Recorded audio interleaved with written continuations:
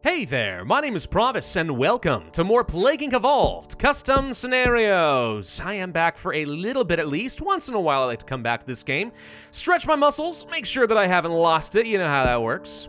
I'm looking for a particular scenario that just recently came out. It is called SCP-306, The Frogs. The Frogs is a fungus that infects humans through inhalation of spores or by skin-to-skin contact. Over the course of several days, infected humans will begin to grow warts and be in constant excruciating pain that eventually ends with them being transformed into a frog. Unless, of course, they find a princess who can transform them back into humans. As a result, the demand for princesses has skyrocketed. That's just me making up some story and lore. I like it. This is my first scenario. Enjoy. Well, Green Stars, let's see what you got. I'm always happy to see people taking a risk and jumping into the workshop. As far as genes, oh gosh, apparently I haven't set one up in the fungus in a freaking long time. What do I even want here? I mean, I know that pathostasis is sometimes pretty good here. I think we'll try this, but it's always a bit of a hit and miss with certain scenarios. You never know if all the abilities are actually going to be there. All right, everything else here looks pretty reasonable. No, I'm not going to play on Mega Brutal. Are you crazy? SCP-306. Here we go. It's been found in Louisiana. That's where the frogs sing. You're strolling through the woods with your friends when you stumble upon a strange-looking fungus. You decide to touch it to see what happens, and immediately start coughing madly, eventually deciding to go home. Okay, well, we're starting off in the United States. Not exactly one of the best locations to start with in the game, but we'll see how well it works. It is, of course, urban and wealthy, and has very, very good medicine, despite what people will say about it. Spore bursts, 1 DNA. That's what I'm looking for. Let's just go ahead and pop into another place. I mostly want exactly what we just saw, start off on another continent. It does make your life a little bit easier. You could save some of these in order to, try to get some severity and stuff, and I think you end up walking away with a net surplus of DNA, and I'm going to try that right now. But mostly, the more you can just get started in other countries, the sooner you can hit an exponential growth across a lot of different land masses, and therefore, all of a sudden, you just start picking up speed really quick. Skin lesions, that'll work. Yeah, a bit of severity comes out of that one. Sneezing and coughing, also very strong picks in pretty much any circumstance. So I like that. 6 DNA is what we're looking for there, though. Norway has good medicine, too, apparently. It's slowing down the infection. Well, please start sneezing. There we go. Solves that problem. Where's croaking? If croaking is not an option in this one, I'm going to feel very disappointed.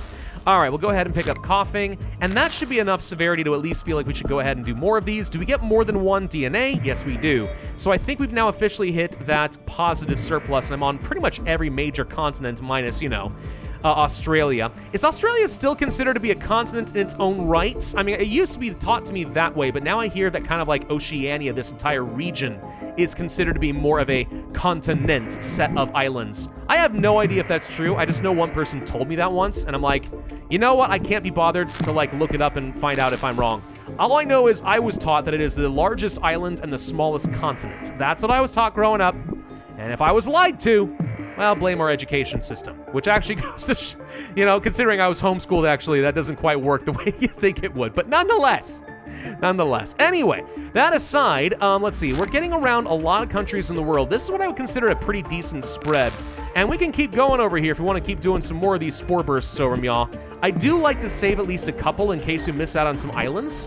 So we could hold off on, let's say, this last spore eruption just to be safe. Amphibious skin just mutated. Okay, hang on. So we have sneezing, coughing, skin lesions. We've also got the shedding and the spreading lesions. All right, fair enough. Now we've got amphibious skin, water permeability, the first step of the transformation. Organ shrinkage. The infected organs begin to shrink. Are they going to turn into tiny little frogs? I was kind of thinking they were going to be like giant frog people, but now I'm starting to think they're going to be tiny little frogs. That's going to be hilarious. What do you do with all that extra space in your body as your organs shrink? Do you just have like a void? Do you just start folding in over yourself? Oh, dear God, a lot of people are frogifying in South America. Wow, that went from 0 to 100 real freaking fast. Amazing. Okay. Well, we're more effective than HIV. That counts for something. What else do I want to do? That is a good question. We started in the U.S. We aren't particularly good in cold or hot regions, if I'm honest. I'm going to go ahead and take rodents since we seem to be struggling quite a lot in the U.S., and I do need to get some medicine. Now that we're starting to hit critical mass in a few countries and the DNA is rolling in, I'll happily grab some drug resistance level 1, also level 2 if I can get it, which I can as of right now. And that means in our host country, where we began in the U.S., we should be able to start spreading very, very aggressively. Excellent. All right, everything's turning up froggy right about now. Why do I say Fraug the way I do? I don't know. It just sort of rolls off the tongue. It feels good. Organ shrinkage. Very painful. Very severe. Skeletal restructuring. We'll hold off on that one for a minute. Let's go for some birds, and let's also go for some air level 2 so we can get around better in some of these arid regions. The planes have not been working well for me.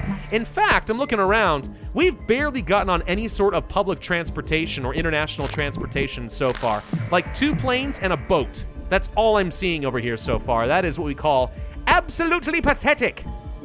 All right, let's go for some resistances, just a couple of them. I don't know, 1 of each level should be fine.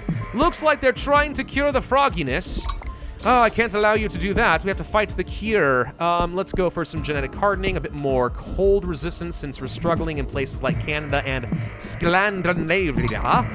We still have not gotten into Greenland or into Iceland. That concerns me a little bit as well. How many countries remain? Enough that a spore eruption is not viable. Let's go ahead and grab the extreme bioaerosol. And we've already got the skeletal restructuring. That's pretty severe. I don't want to go for everything shrinking. That'd be a bit too much right now, I think. We'll go for some insects, and how about some livestock for a little bit of rural transmission. That should help a smidge.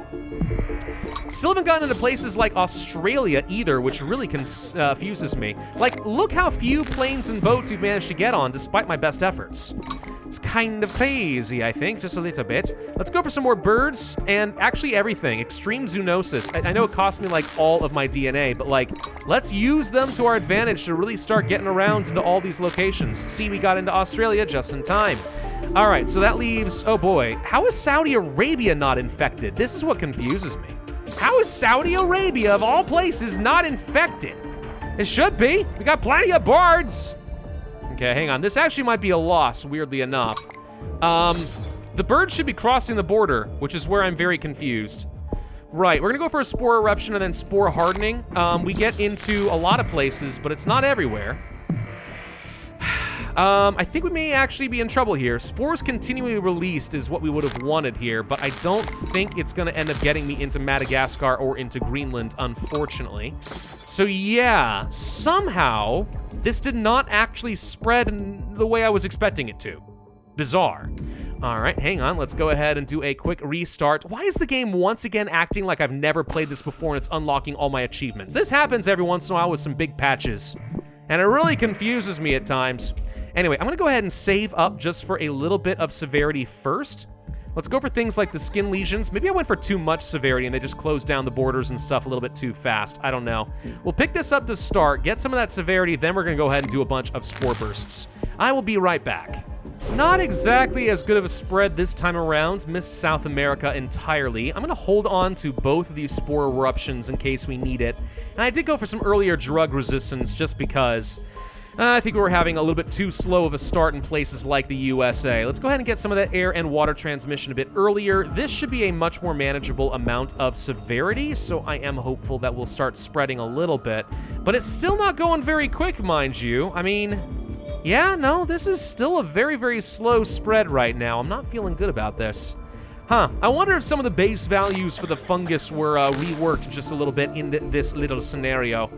Maybe we're having a harder time for some reason, for good reasons. I do want to get the shedding. That's worth quite a lot of infectivity for 11 DNA. Korea suddenly frogified extremely fast. Well, there's the shedding for free. I'll take that. I'm gonna go ahead and take some cold resistance and stuff a little earlier. Hopefully we get into places like Russia and Canada a bit faster. Some heat resistance will help in a couple other locations. But yeah, I really need to spread a lot faster than we did last time. Let's go for the birds. Hopefully that lets me start getting across some land borders. It just did in places like Norway. And into, I guess not Iraq, Iran. That'll do fine too.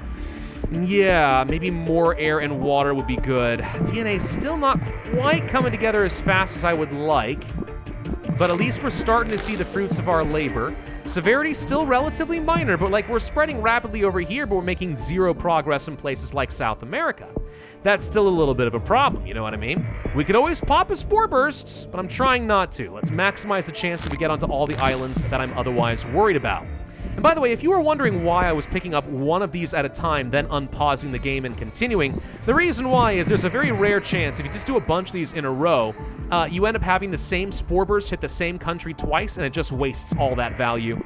I mean, who wants that, you know what I mean? So I figured, no. You always do it one at a time. I know it's slow, I know it's annoying, but it functions, and and that's good enough. Let's go ahead and pick up the extreme bioaerosol. A little bit of rural transmission will help in some places. And honestly, we might need more resistances in places like Africa and stuff in order to spread faster there. And also, it's going to help us in South America, where I'm currently struggling a lot. So we're in Iceland this time. We're in most places. We're missing Madagascar. We just got that. Greenland is the only major island I'm missing. The Caribbean is also a concern, but overall, it's not that bad. We can afford to do at least one spore burst. The spreading lesions just mutated. There we go. That got one of the islands. That helps.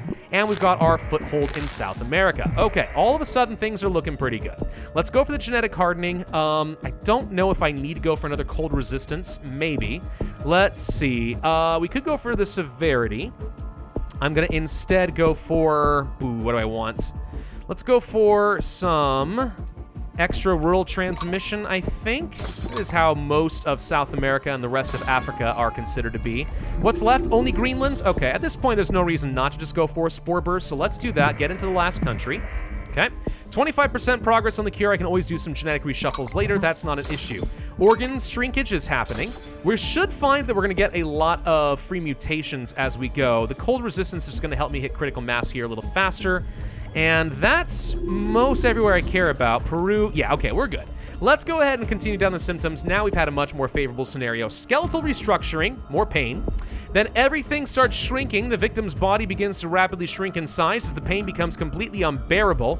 I mean, yeah, you're all like, oh, I don't feel good. Help me, help me, help me. As you become this tiny little frog? Yeah. And then there's a frog transformation. What? The pain stopped. What? Why can't I talk?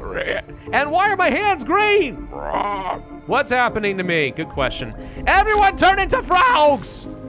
Hey, feel good about myself. Feel good about what I've done here today. I have saved the earth by turning everyone into a whole load of amphibians.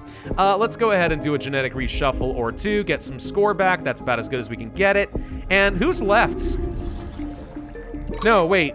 Oh, I was gonna say, did we not win the game? We should have won the game. All right, everyone's turned into frogs. Hey, you know, one problem with this scenario is it didn't feel very SCP-ish.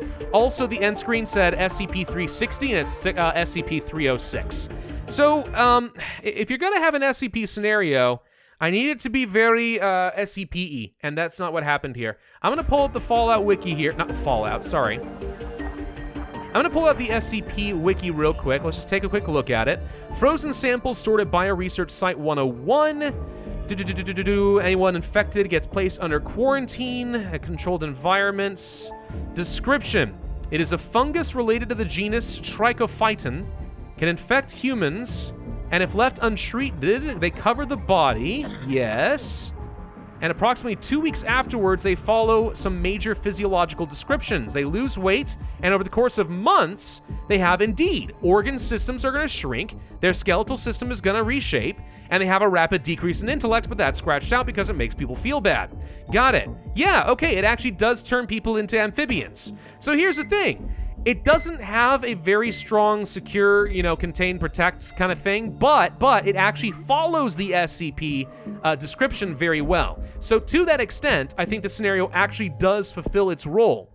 I just feel like maybe toss in one or two events that have to do with the SCP program trying to actually recontain this or something, and then at least you've got yourself a bit of a winner. Thank you all for watching. Hope you enjoyed. If so, I would ask you to hit that like button, leave a comment, and subscribe, and I will see you guys next time.